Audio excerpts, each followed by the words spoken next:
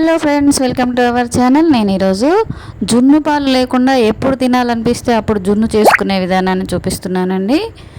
Super మార్కెట్లో ఇలా Kamadhenu packet దొరుకుతుందండి. జున్ను పాల పౌడర్ అండి ఇది తీసుకొచ్చుకొని నేనైతే 1 లీటర్ పాలల్లో కలిపానండి. అది 100 గ్రామ్స్ ఉంది ఆ జున్ను పౌడర్ ప్యాకెట్.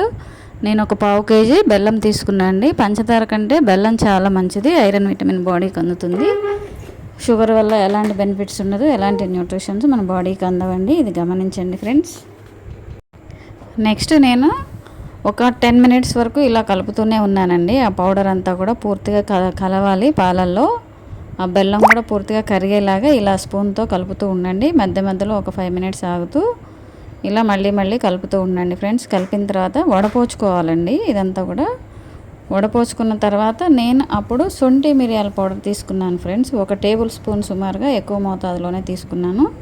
అలా తీసుకుంటే చాలా మంచిదండి. గొంతులో కఫం అనేది తగ్గుతూ ఉంటుంది, హెల్త్కి కూడా చాలా జీర్ణం మంచిగా అవుతూ ఉంటుందండి ఈ శొంఠి మిరియాల పొడి. దీన్ని తీసుకొని పూర్తిగా కలిపేశాను.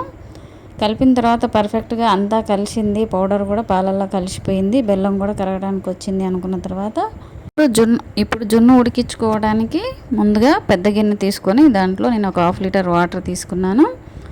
వెడల్పు పెద్ద సైజు గిన్నె తీసుకోవాలి. ఆ గిన్నెలో ఈ పాలు ఉన్నటువంటి గిన్నెను పెట్టేసి సపరేట్గా ఆ పాల గిన్నె వరకు మూత పెట్టేసి ఆ పెద్ద గిన్నెకు మళ్ళీ పైనుంచి మూత పెట్టాలండి. ఇక్కడ చూపించినట్టుగా వీడియోలో ఇలా నేను ఒక పావు గంట ఉడికించానండి. ఒక 15 మినిట్స్ ఉడికించిన తర్వాత మధ్యలో చూసి టెస్ట్ చేసుకోవాలి ఫ్రెండ్స్. ఏకదాటిగా అలాగే ఉంచొద్దు, పావు గంటకోసారి చెక్ చేసుకోవాలి.